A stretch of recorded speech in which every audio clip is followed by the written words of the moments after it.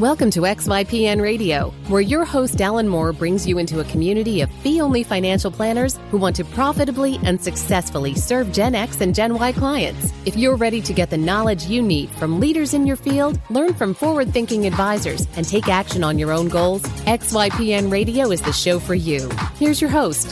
Hello, and welcome to this episode of XYPN Radio. I'm your host, Alan Moore, and today it's my pleasure to bring you an interview with Hui-chin, financial planner and partner of Pavlov Financial Planning, a fee-only firm in Washington, D.C. Now, Pavlov's founder, Marcio, is one of the founding members of XYPN, and they've been using monthly retainers for as long as any advisory firm I know. And Hui-chin has had just an amazing career. She got her undergraduate degree in her home country of Taiwan, then her master's in public policy management from Carnegie Mellon University. She spent time working for various companies, including doing a year in India, before deciding that she wanted to be in the same location as her now husband. After moving to Mexico for his job, she discovered the career of personal finance and realized it was something she could do from anywhere. She got her CFP, met her now business partner Marcio at FPA Residency, and started building their planning practice. She was in New Zealand until recently, is currently in Taiwan, and will be moving to China soon, all while running a financial planning firm. And she's developing a specialization in working with expats from the U.S. now in Taiwan, and you'll hear a great discussion about how that niche is developing and the struggles of being so focused on a single niche for her. Now, you can find all of the resources that we mentioned during the episode at xyplanningnetwork.com/75. In addition to the typical resources, you'll find a link to our recently launched book, co-authored by Kitsis and myself, titled The Monthly Retainer Model: What It Is, Why It Works, and How to Implement It in Your Firm. Folio Dynamics is leading the evolution of the wealth management business with technology and advisory solutions that empower every advisor. Folio Dynamics just launched the concept of Phiborg, which covers those advisors who embrace technology automation the same way the cyborgs of science fiction did. That Phiborg concept means that advisors can automate those activities that don't generate revenue while maximizing the time they spend with clients. For more on Phiborg, on working with millennials, and on Folio Dynamics, visit foliodynamics.com/thought_leadership. Also, be sure to go to xyplanningnetwork.com/VIP to join our private group just for XYPN Radio listeners. You can interact with other listeners, ask us questions, and more. Without further ado, here's my interview with Hui-chin. Hey, Hui-chin, welcome to the show. Thanks so much for being on. Oh, thank you for having me, Alan. So just so folks know, you gave me the Americanized pronunciation of your name. I will let you say the correct way because it's always embarrassing when I can't pronounce someone's name. That's too bad. You were practicing. Now you just want me to say it. Okay, my name is Hui-chin. It's Huichin. So you are one of our founding members. You and Marcio joined the XY Planning Network 2.5 years ago when we first launched. And I think you and I were exchanging emails, or Marcio had emailed me, I guess, and was like, you do know you need to have Hui-chin on the show because like there's some awesome stuff she's doing. And when I kind of started digging, I realized just how much awesome stuff you have going on. So I'm super excited to hear more about it and for listeners to be able to hear.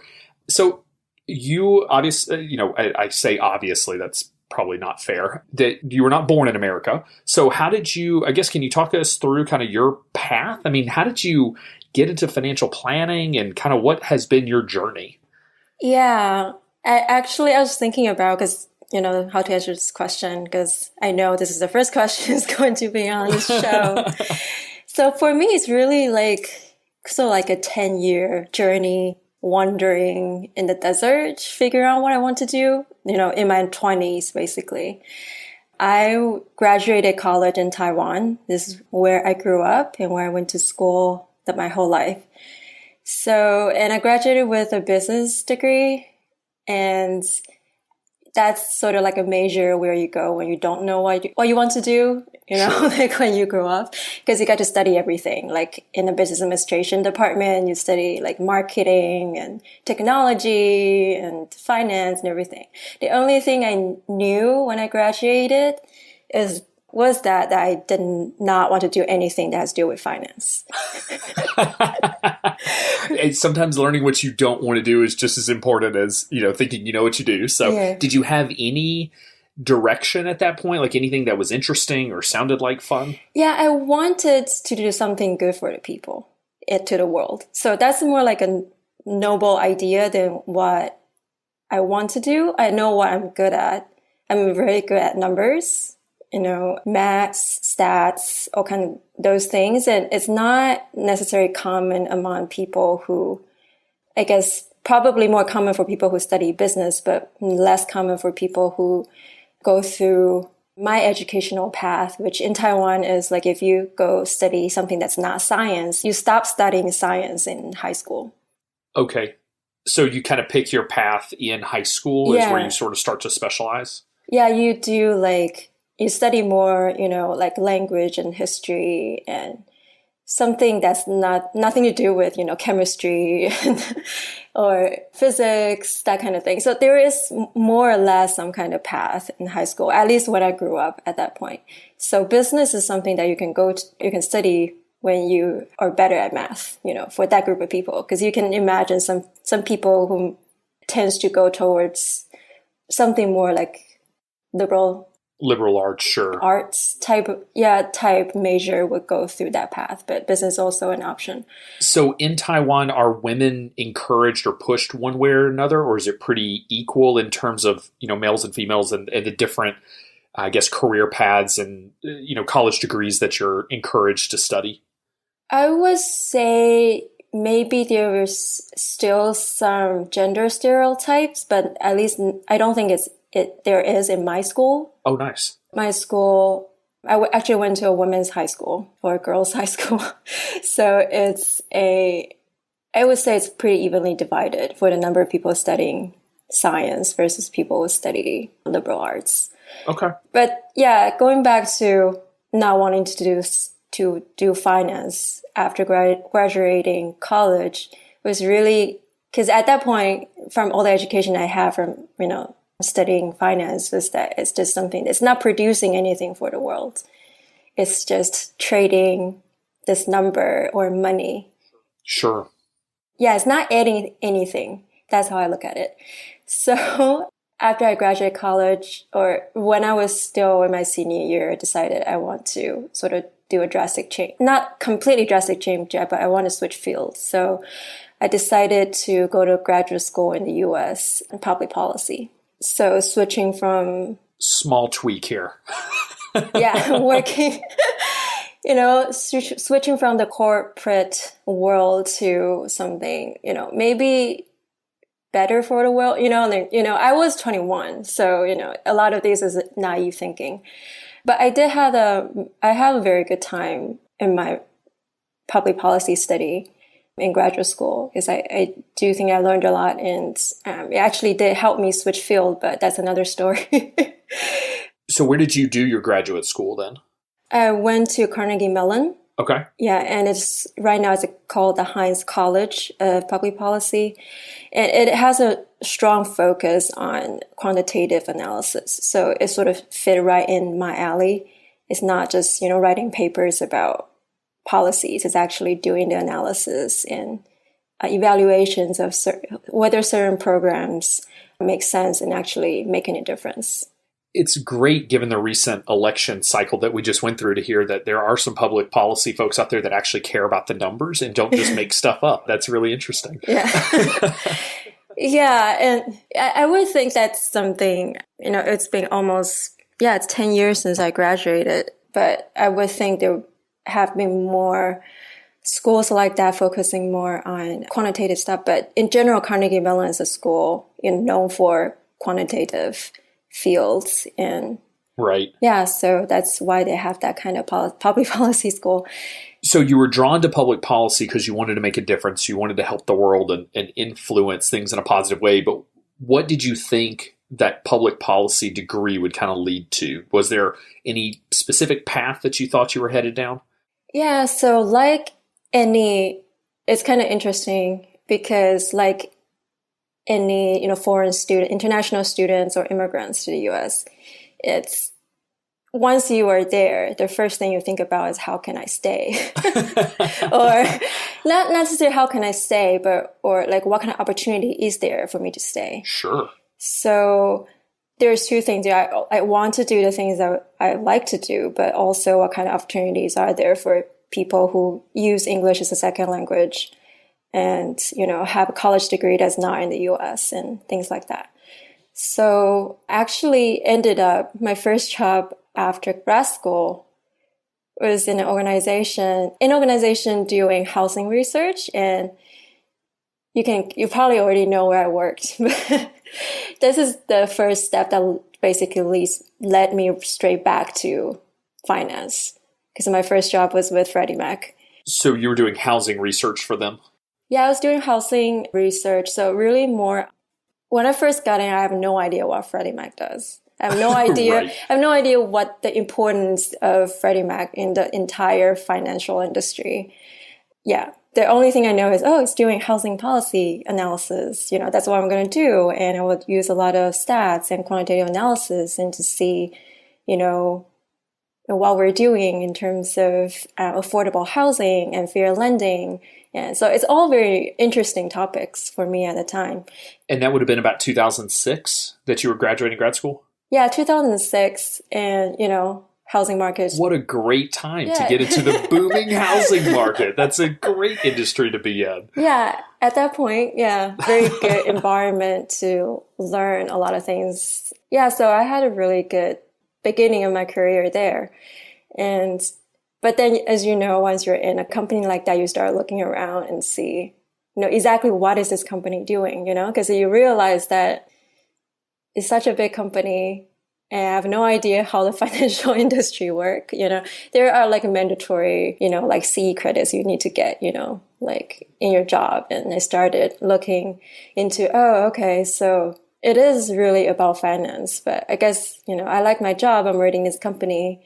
Might as well learn more about it. So eventually I move around the company and get to do a little bit more involved in actually the sales funnel and underwriting, actually the mortgage purchasing part of it. But at that point, it's already past the height of the boom and heading into the, the bust of the entire market. Yeah.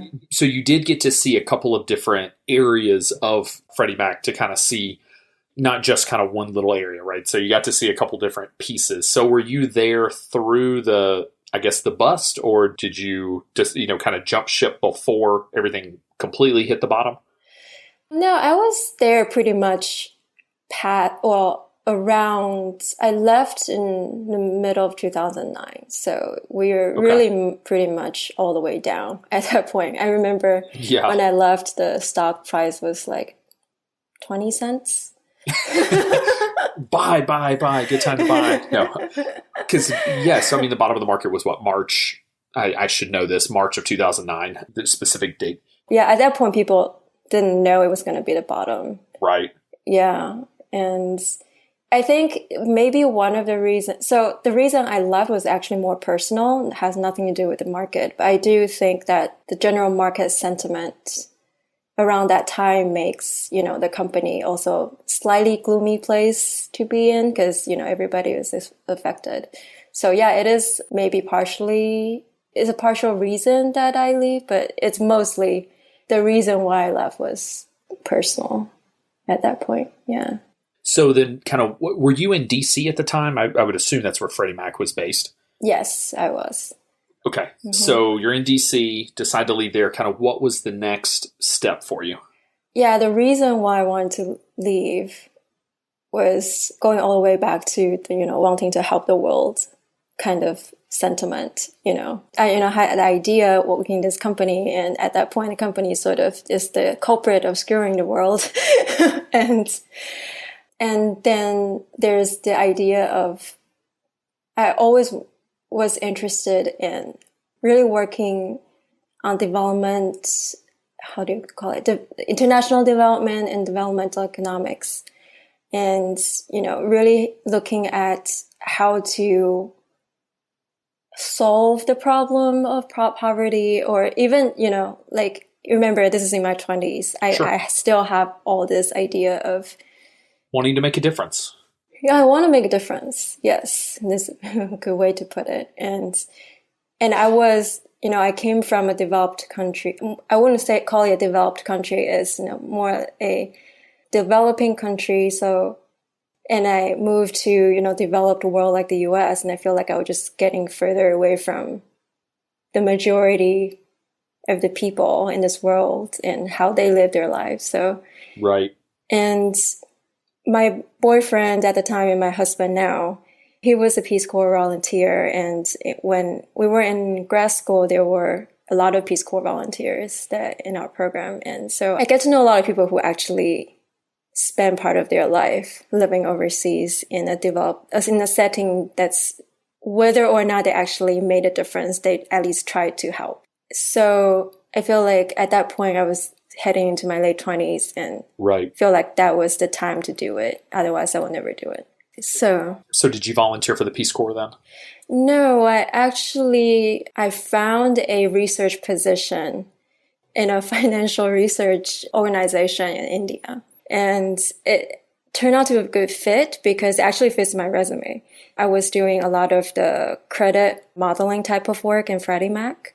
And this research agency, they look at innovative financial, I guess, either products or services for rural population or poor people in India.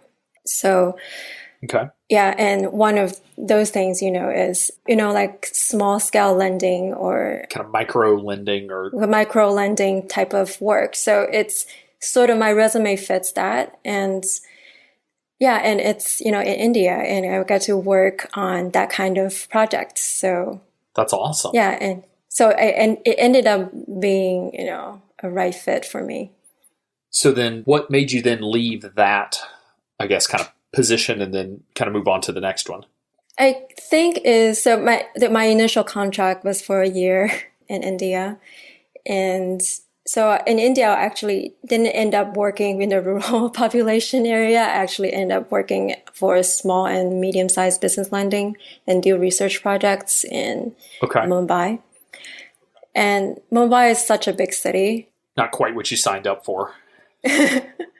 Yeah, it's crowded, I wouldn't say not what I signed up for. It's, I do feel like every experience is a good experience. So, but at the end of that year, I do feel like maybe I don't want to continue doing this for another full year. And also at that time,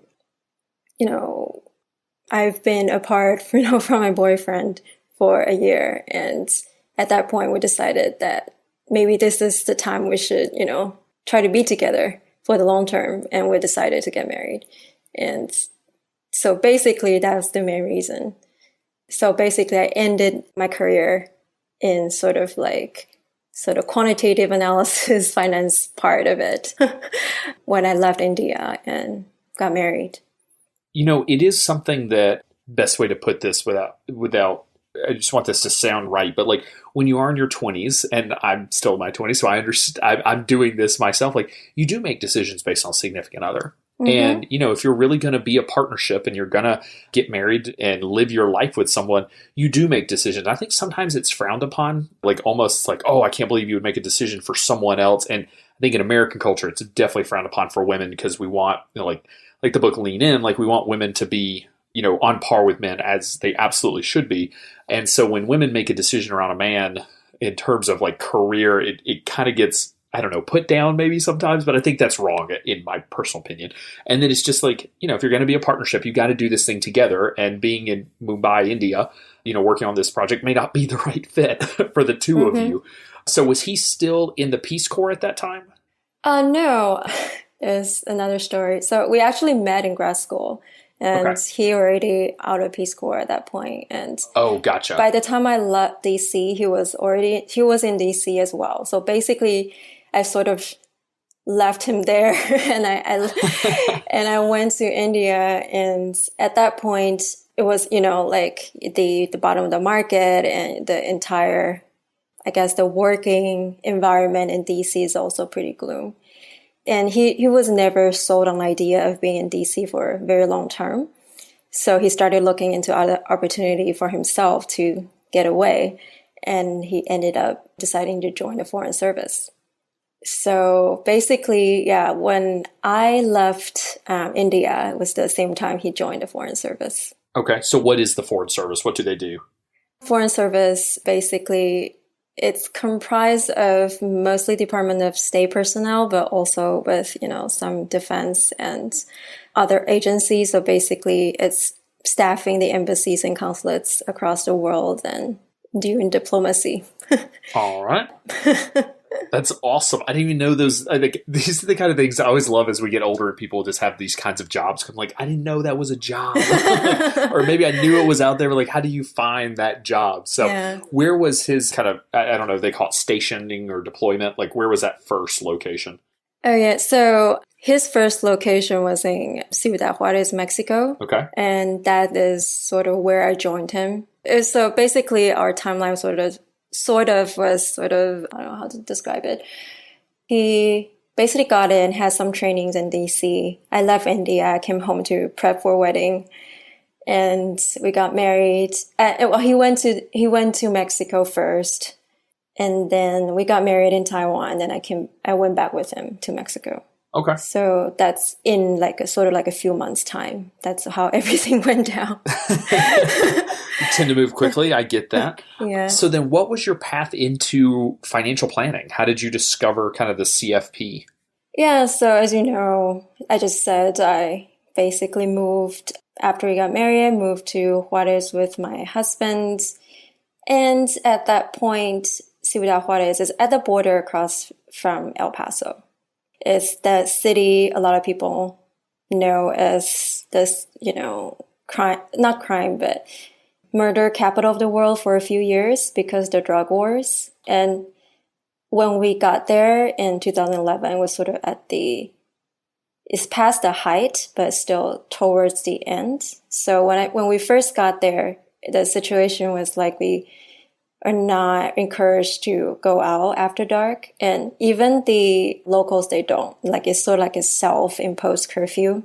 And after dark, it's just empty on the streets mostly. So, and it is in a different country. Although I spoke Spanish, it's not a city where there are a lot of opportunities for foreigners, since it is a border city. It's not one, it's not like Mexico City or Guadalajara. So, yeah, in the end, it's basically, I knew that before I get there, and I basically got there and decided, okay, this is when I can really figure out what I want to do in the future. And I basically just sit around in a house and read and do internet research. And it's like, okay, what is, possibly a good thing that I can do? And I didn't really come across anything because I think at that time I was kind of tired from a lot of the wedding planning and just sure. not knowing. Yeah. And, just moving around a lot at that point. So one day I decided, okay, I can't, do nothing for that long. It's probably at least like 2 or 3 months past the time I arrived. Everything I did was just, either figure out what I want to cook today, or grocery shopping, or read. And I decided I want to do something that's at least helpful for our household, And so I decided, okay, we should look into our finances. Like that's the one thing I can think of doing that I can add value to our our partnership, I would say. Yeah, so I started looking into books, on Amazon and things like that to help me figure out what is the right place to start. And I noticed that a lot of the books were written by people with CFP designation. So I looked into this thing called CFP designation, and lo and behold, it's like, okay, this is actually a profession I didn't know about. I remember this. This is actually a huge revelation to me at that point. Yeah, it's like, oh, this is a profession. This is a, like a certified financial planner. This is actually a profession. How come I never heard about that before? And it's not like I wanted to become one. I just thought, okay, if this is a profession, there must be some kind of, exam material or something for that, or some kind of certification material. So I can just look into the textbooks that they use, and that way guarantee me getting the right information.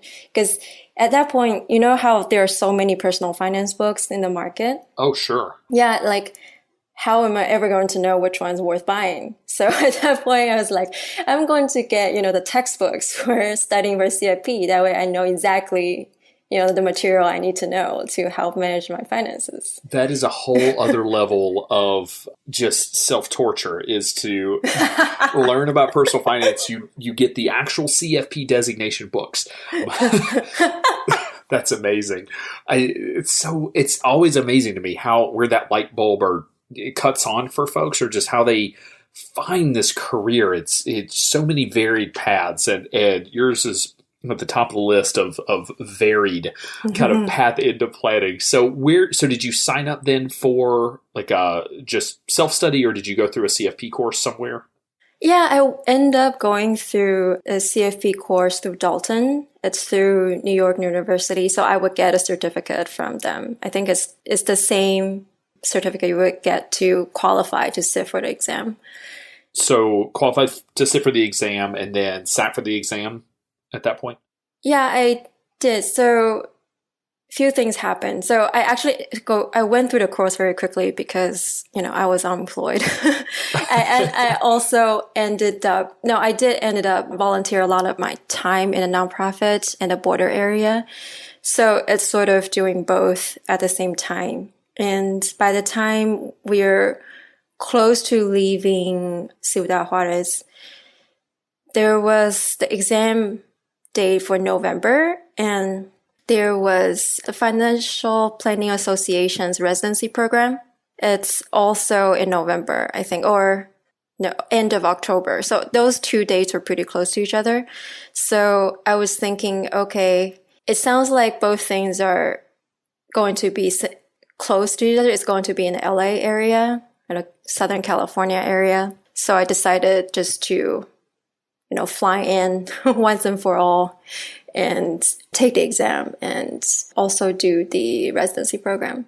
So for listeners that aren't aware, we have talked about a residency program on here before, and where you go to a firm and you work for a couple of years. So what the program you're talking about is different from that. It's called FPA Residency, which is a week-long, very high-intensive training program that the FPA sponsors, but some very, very well-known financial planners, Dave Yetzke, Alyssa Bowie, I know Rick Kaler's been involved. Some of the top planners in the country get together and basically train advisors on how to be real planners. So kind of post-CFP technical training, they take it one step further and show you how to be real financial planners. So you can look that up. It's just FPA Residency. I think they do it once a year right now. And the bonus is you get 3 months of CFP work experience for the week of education. But I have never personally been to it. I went through NAPFA's, which they no longer host. But I've heard great things. And is that where I'm remembering that you met Marcio? Yeah, that's where I met Marcio. Actually, at that point, I have no idea what I was getting into. Because, as you know, all I did was studying for CFP program material. And at that point, all my knowledge of the industry was speculation. And my speculation was this is an industry that serves rich people. And I guess I wasn't completely wrong, but... You were not, yeah. Yeah, I held that belief going into this program, and sort of knowing I wanted to know about what you can do as a CFP, but also thinking I probably don't want to do it because it's a profession that serves rich people. So it's sort of like a test for me, like that's the closest real world experience I could get at that point to actually meeting people in the industry and knowing what people are actually doing. So that residency program actually changed my life. Gotcha. Sort of. Because, that's where I met Marcio. And also, I did not expect the program to be all about listening and communication. It has nothing to do with, money or how you will... I guess what's the right way to put it is that even though after that program, I still hold slight belief that, okay, this is serving, mostly rich people, but at least I feel better about the profession because I come to realize it's a profession that can actually make a difference in somebody's life. You really you got very lucky, or you just did your research and figured this out because, FPA residency, I think, shows you what real financial planning is, what we call real financial planning. Carl Richards calls this the secret society of real financial planners. We all have kind of different terms for it: life planning, financial therapy, all these people, but it's like what real planning is. And it is a very, very small subset right now. It's a growing, very actively growing subset. But, when you're outside the industry, you don't really see this piece of it, and you were able to find it. And again, it sounds like you met Marcio there, which obviously had some dramatic effects on your future career. So I'm just kind of curious, do you remember how the conversations with Marcio started for y'all to start working together? Like, was it just, over a beer at the end of the day, or was there something specific that was happening that you're like, all right, this is the direction I want to go? Actually, our conversation happened a few months later. Oh, okay. I remember Marcio as part of the program, but we weren't in the same team. So because of, how intensive the teamwork is, basically you get to know people in your team very well, but you don't necessarily talk to too many other people. You do talk to them over meals and stuff, but you don't spend as much time. And basically after the residency ended in November. I took my test in November. We left Mexico in February and we're going to our next destination in July. So we had basically 4 months of training for my husband back in DC. So basically at that point was when I was seriously thinking, okay, if I want to continue this career path, I need to find some opportunity to accumulate work experience. And actually thinking about what I can contribute in this profession, because, I will be moving around a lot in the foreseeable future. It's not like I'm going to be a normal employee for a firm, even if I could be one, a really good one. So I was just talking to different people that I could while I was back at DC. So I reached out actually to Marcio and several other fellow residency participants who were in the DC area, and just to, get to know what it's like really, in their work environment. Yeah, so it just ended up that Marcio was the only person who's, working on his own at that time. And he was really excited at that point to testing out the whole monthly retainer model. I think that was pretty soon after Michael Kitces wrote about it on his blog. Yeah, I would say Marcio is one of the very early adopters. So he was actually running a monthly retainer model and kind of test driving that, I guess, whenever you were talking to him at that time. I think he was trying to do it, and he might have already changed his ADV or whatever at that point. But the first clients we worked together with retainer. So I have never worked on any other model. We do not get to hear that very often from planners. I'm hoping over time we will hear that more and more as planners are getting jobs with some of these sort of monthly retainer firms. But okay, so you kind of started talking to Marcio then. If I'm not mistaken, you are a partner in Pavlov Financial Planning. Is that correct? Yes. So I started more or less. So Marcio did, a little test on me, basically. And I was working as an independent contractor for a little bit. And then, so our collaboration works well enough that he decided to sort of give me part of the equity in the firm.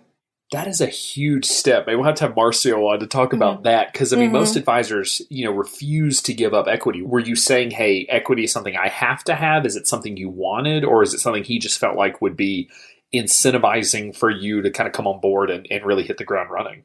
I think that was maybe part of that was the reason. You probably need to ask Marcio about that. But I think the other part is also because we were just testing out this retainer model, there wasn't enough, I guess, even if he wants to hire me, there isn't enough revenue to pay me decent salary. So he used equity to incentivize you. Yeah, he used equity. So it's more like we were more at a startup mode than a established firm hiring planners and trying to transition. Yeah, so I think that was the main difference, because even though the firm was established for a while, it was really, Marcia was trying to sort of start something else. So yeah, I mean, and really starting something new, which it's a tough place to be as a startup. You know, when you're doing everything yourself, you need help. You meet the right person that you think can help you, but there's just not enough money, you know. And I've heard of advisors going out and taking out loans in order to pay their first employee. Obviously, not an advisable way to do it. And so, you know, this is a little different. And while he gave up some equity, he got a heck of a partner in return. So kind of talk about just a little bit kind of overview of your firm and how you work with clients. Is it, you know, you said monthly retainer, but what does that look like kind of as a client of your firm? Our model basically evolved over time. So it's definitely not the same as how we started, but we went through the purest form of monthly retainer model, meaning we have a monthly fee, no upfront fee. And we actually, when we started, we didn't even have a minimum number of contract or a number of months of contract. Basically, our proposition was, this is a monthly membership program, and you pay monthly and we work with you monthly, and you stop paying, we stop working with you. And it evolved sort of because, so some clients did either intentionally or just not really thinking about it, decided to cancel very early on because they feel like they got all the information that they wanted. Gotcha. So we ended up now requiring a commitment of a year. So, but we still didn't charge upfront, because the whole reason why we wanted to do retainer model is to make sure people can afford it in their cash flow without having a initial commitment of assets. So yeah, we're happy that way. Most, you know, our clients stay with us as long as they can afford it in their cash flow. They're happy to stay with us because, you know, it's already part of their budget. So you don't charge up front. You do charge a monthly fee. Do you have a fee range, or is there a certain fee that y'all charge everybody? We don't. I think right now our fee is $219 a month. Okay. It's probably not even that high anymore among how other members are charging. Right. When we started, people thinking that was really high. Well, when you start a business, it's easy to say like, oh, I'll just charge $50 a month. And you quickly realize that doesn't scale well. And we provide a ton of value as comprehensive financial planners that are fee only, that are providing the types of services that y'all provide. So yeah, I mean, $219 probably used to be higher than average. We don't actually have any pricing benchmarks to say what the actual average is, but you're probably middle of the road now. I would say like somewhere around the median. There are some that are higher, some that are lower. Yeah, the thing is we're not specifically targeting high income professions. So I can see if you're targeting physicians or lawyers, you would set it much higher. But by setting it, you know, at $219, it's unlikely people who are not making a lot of money can afford it. So by setting the pricing, you sort of pick, you know, your market. So do you have a target market that the firm works with, or do you and Marcio each kind of have your own ideal kind of client profiles that you work with? Yeah, that's the one thing we're working on now, or it's sort of like continuously, because that's the one thing that's difficult when you have a partner who have different ideas, like different personality maybe. Sure. Or just different type of clients that you enjoy working with. So it makes it difficult to have a central identity for the firm when, you know, either of you may have different targets. So right now we're sort of like working on our own. We're not really making it that clear together on our business website, but that's something we're working on. Yeah. Gotcha. We did a pre-conference at Schwab Impact recently, and Kitsis likened it to a law firm. Like when you're a big law firm, you know, you don't see necessarily big law firms that only do real estate law. Right? Like they generally have pockets, right? They have the real estate folks and the estate folks and the tax folks and the contract people and that sort of thing. And so like you can have multiple expertise. It's a very common question we get, like, can I have multiple niches? And the answer is yes. It's just hard for an individual advisor to have a bunch of different niches, especially when you're starting out. So I guess what is your focus? Like, so the clients that you're working with, do they have any similarities or tend to be a certain type of client?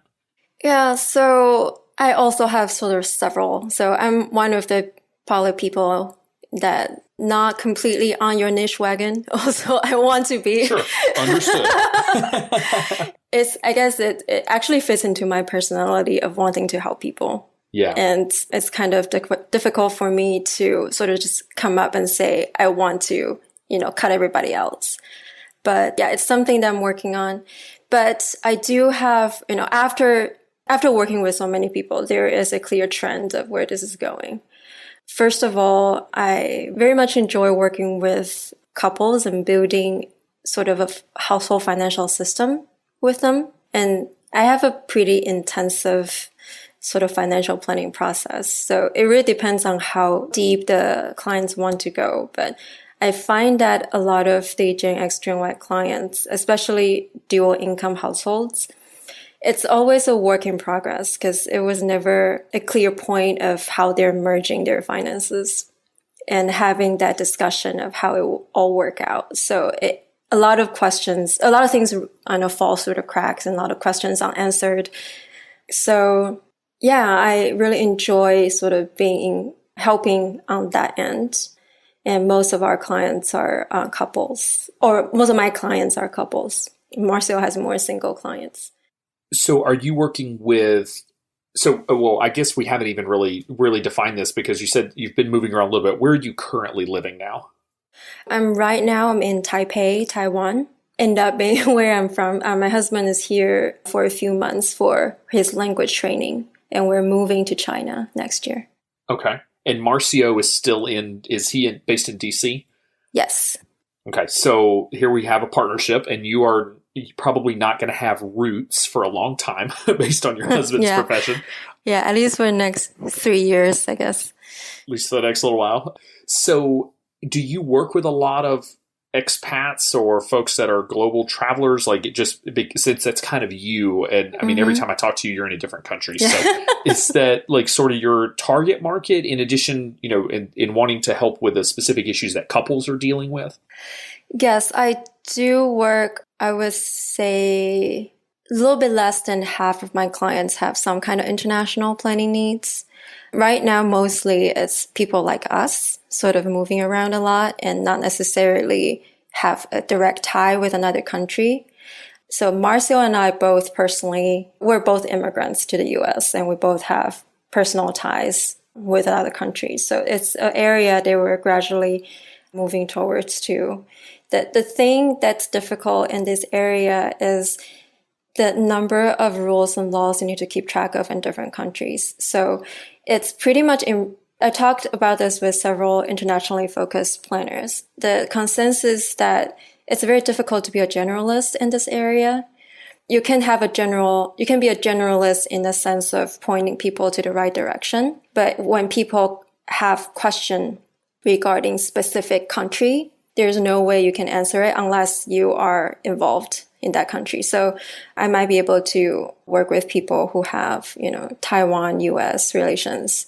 And Marcio may be able to work with people with US and Brazil connections.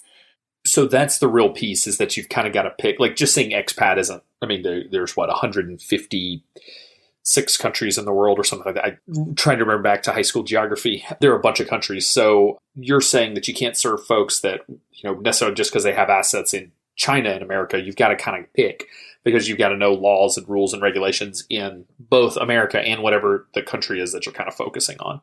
Yeah, there are a lot of different niches you can pick in this area, because international ties is a very broad term. So you have expats who move around a lot, so you don't necessarily form a tie. And if you have a good guidance up front, you know what kind of ties not to form to make your life simple. Like if we know we're going to be in country in, 2 years, if we have to open a bank account, don't ever, deposit more than $10,000 US. That kind of thing. Gotcha. That's easy things that just make your life easier. So for people with that kind of lifestyle, there are definitely guidelines that, like we can help that kind of clients in different way versus clients, they just immigrants. So maybe they're originally from Brazil, they moved to US. That's the only two ties they have. But they still have family back in Brazil. They have property, even bank accounts, and how to make sure you're compliant, how to make sure you're meeting your goals with your investments in two different countries. And then you have, I guess, a different type of immigrants where they, may be coming from without as much means from their family. So they actually move to the US and stay there. But then for them, the most important financial planning topic would be more like financial literacy, because that may be, the first time they even hear about, learn about the entire financial system. There may not ever be any exposure in a formal financial system before. You're touching on a great point, and that is that when it comes to niche marketing, which obviously we're a huge proponent of here, what you start to realize, and I think everyone kind of recognizes that, like, we don't have enough advisors with a niche. And so you say, like, okay, I want to work with expats. You can get so specific as to say, I only work with expats that have property in both Taiwan and the US. Like, that's my niche. But the problem is, what happens when someone who just lives in Taiwan, doesn't actually have property there, and isn't really building ties, but is living there, has property in the US? Like, are you not going to work with them? Well, you wouldn't if you had somewhere to send that person. But you don't, because we don't have enough advisors with niches.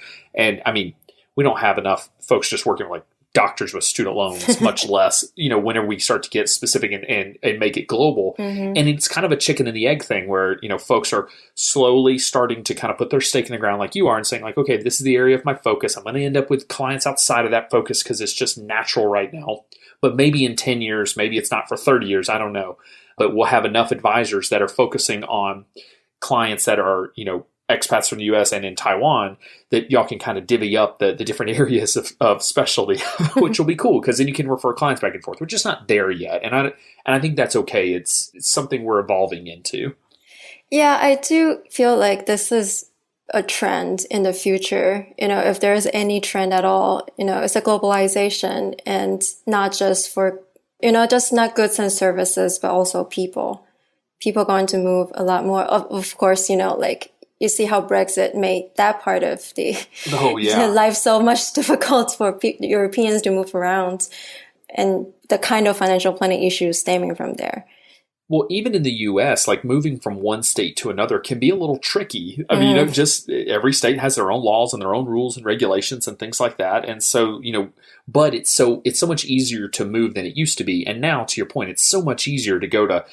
I know a lot of folks that have gone to Thailand to open their business because they can live so much cheaper in Thailand than the U.S. And so now they're dealing with just a whole host of issues and visas and, where their property is being kept and the bank accounts and all of that. And it's just, it's awesome to see because, like I said, it's kind of this globalization of people, and there's going to be a huge need in this area for experts.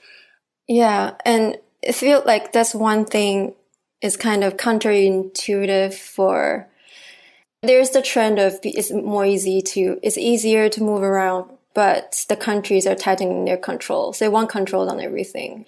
I'm not saying it's a bad thing to have control, but it's sort of like going against that trend. Instead of making the rules easy for people to follow, every country, not just the US, every country is making it more difficult. Sure. Even for people who want to follow the rules, to keep track of the rules. So people just don't.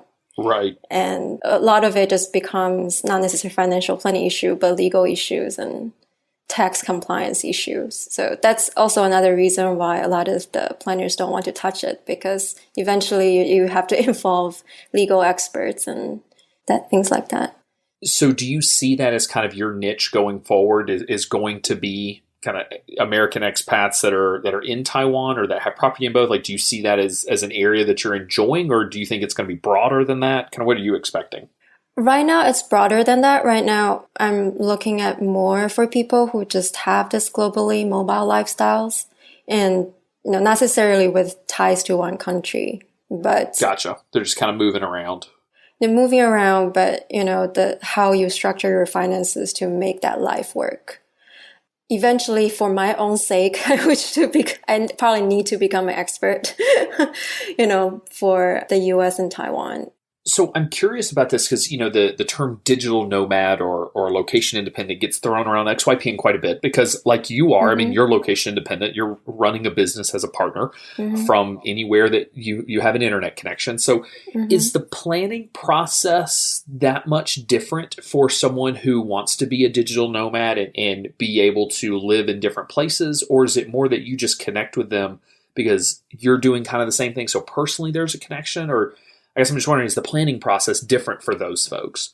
Do you mean their needs are different or for like how I structure my planning process? I guess both. Like if I'm a planner running a generalist practice and I'm thinking like, all right, I want to start working with digital nomads, is there a major difference in the way that you operate from the way the generalist planner operates? Or is it, again, just kind of that connection that you have with the clients because you speak the same language they do in terms of wanting to not grow too deeper roots in any one place? In terms of the process, I think it's really because I've always done this. I don't know better. Fair enough. This is your first firm. And 4 months after I worked at Marcio, I moved to New Zealand. So I think if you're coming from a world where you have a very structured work process, then it's a huge change. But basically, when you're thinking about, for me, it's all about the people you're serving and how to best serve them. So if you are serving digital nomads, then what they value is flexibility because they may not be in the same time zone as you. They does not have as good internet connections as you. So being flexible to meet those people's needs is important. That makes sense. Yeah. And on the needs side, yeah, I guess that's the same. You're meeting your client's needs. So you structure your process to work around that if you mainly serve those people. And for me, because I'm also sort of location independent, I need to structure my process. I need to be flexible so my clients who are maybe locally based in DC can work with me. So I have to be flexible as well. So that's the main difference. So it sounds like, and obviously the right way to say this, because you live in this world so deep, you may not even realize that or be able to articulate necessarily the areas of how just how different your process is. It's a fair point that if this is your first firm, you haven't worked for an old school stodgy financial planning firm to see just how badly we do things. But you mentioned earlier in the show that like you can talk about how much money to deposit in the account or keep it under that amount or don't do this or be sure you have this paperwork. I mean, or just understanding a country's visa system. So like, I don't know, if you're there for more than 90 days, you need to be sure you have a different set of paperwork and this is where you go to get this handled. Like just being able to speak that side of it makes you invaluable as a planner because it allows you to go deeper than just, okay, what's your cash flow? And you can really help them actually live their life because if they're working with me and I know nothing about going to Taiwan, then I'm going to screw something up, right? I'm not going to remind them to go get their visa renewed or be sure they don't put $15,000 in a bank account and then they're going to really screw stuff up. So there's probably that piece of it there. But also just understanding how virtual mailboxes work and how to get mail whenever you move every 6 months. These are the things that we deal with for those of us that do tend to move. My moving tends to be U.S. But so where are your clients coming from? Like, how are you, I guess, are you actively marketing for those clients or are they just kind of finding you because of client referrals? I guess, how are you building that client base of expats? You picked on another point that we're not very good at, so is the marketing part. We have done very little marketing effort, mainly because actually when I was in New Zealand, so I was in New Zealand for 2 years. I was also working with a wealth management firm there. And Marcio was also always working on this in part-time basis. So we were basically working part-time on this for most of our time in this firm. So there was always very like a time constraint on actually setting up the marketing system and the sales funnel. So one thing we did do and worked pretty well was making sure when people search for us, it comes up. But that's more on the local part. So for when people searching for us, on Google in the DC area. So that's the main thing that's driving clients to us on the internet part. The other part on the expats, because I belong to expat community, and both, locally wherever I move and also online. So there are forums that we usually participate in. So I sort of just be involved in those forums and try to answer questions for people. I think that's the main thing. What I do is I try to add value in wherever community I'm at, and not necessarily trying to get business. Because most of the time, maybe people just don't have money to pay you anyway, but you still want to help them. I guess that's just my personality. So, if people post questions, that I know what to do, I always try to be the person that help. So kind of getting involved in some of those communities has allowed you to be involved and make friends and get help and serve as help, but then also kind of be able to showcase expertise, which allows you to, some of those folks may reach out and say, hey, what do you do exactly? Because I'm looking for, more in-depth help. Yeah, I just recently started working with a friend. So we actually met each other 3 years ago, like through expat community.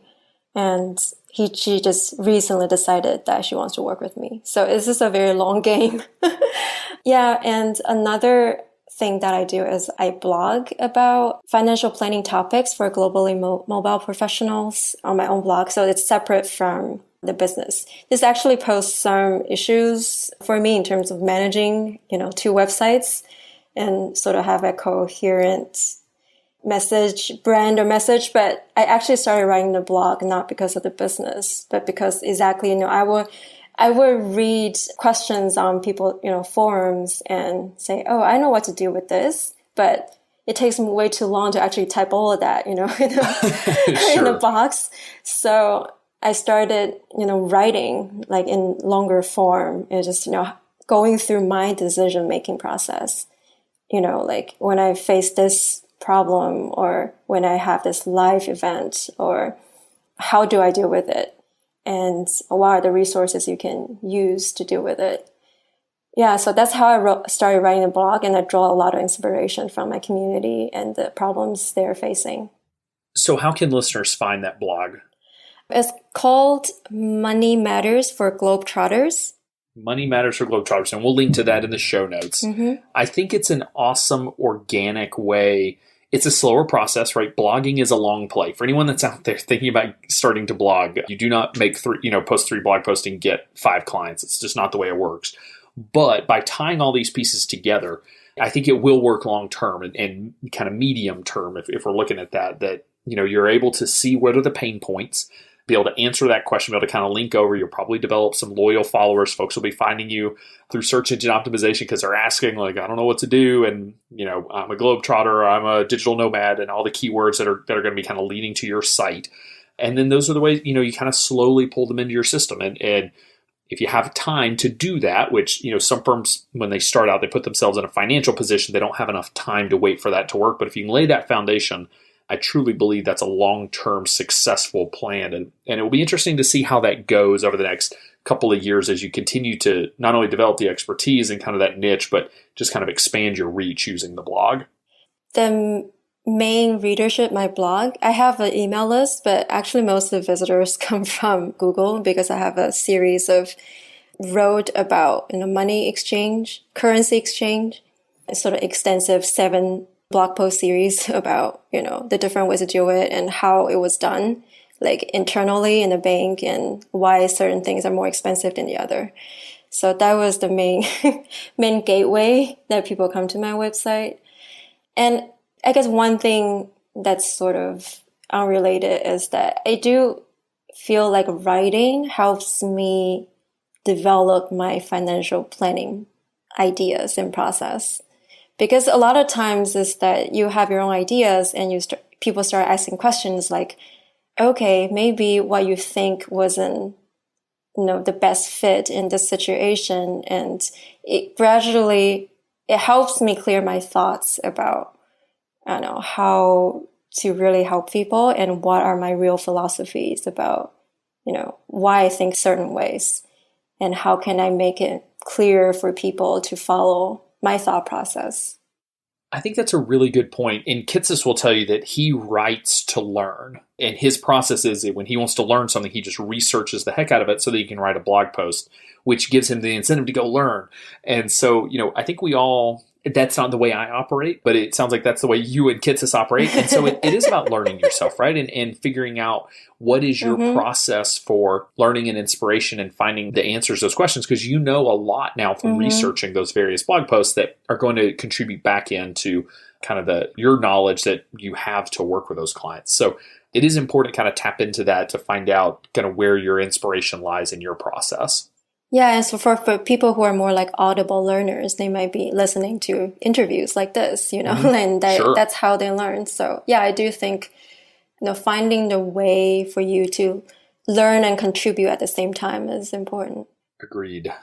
So as we kind of wrap up the episode, I'll ask you my final question, which is probably if you could go back and talk to yourself whenever you were getting into financial planning, maybe, I guess, early in your actual planning career, if there's one piece of advice that you wish you could go back and give yourself, one thing you wish you had known then that you know now, what do you think that one piece of advice would be? I should know the answer to this question, but it's the question I know is coming, but I don't have an answer for.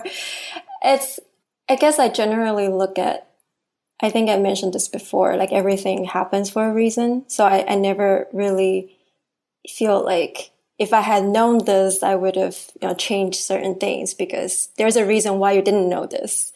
But I do feel like I would tell myself more maybe before I even find out about financial planning, like my 10 years of wondering what's my calling, just, be patient and you will find it.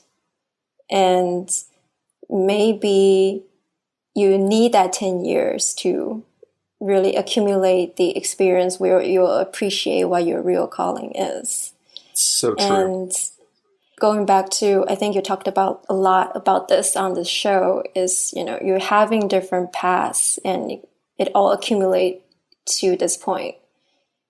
And you don't have a straight path to financial planning. I guess it's what you're saying, is that everybody has different paths coming to this point. So, and I feel like I would tell maybe people in their 20s and they're looking for their career. And if you're listening to this, you're either thinking about becoming a financial planner or you're already one, but not sure if it's for you. And I would probably encourage those people who are already in the industry, but not sure if this is for you to, feel free to explore something else, if this is not what you're looking for. It's, there's a lot out there.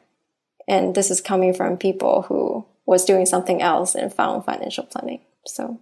Yeah, our industry is so deep and so varied that, I would argue that most people could find something in this industry that they're great at and that they love. But you're absolutely right. It may not be the industry for them. It'll be interesting in 10 years to look back at all the guests we've had on the show that had these ridiculous paths like yours to how they became a financial planner and where you are at in 10 years. And if your next 10 years are as eventful and twisting and turning as your first 10 years. And the truth is, it probably will be. We always get into these positions and we think like, all right, my career, I'm going to be a financial planner. I'm going to work with clients. And I thought that was my path just a few years ago. And here I am.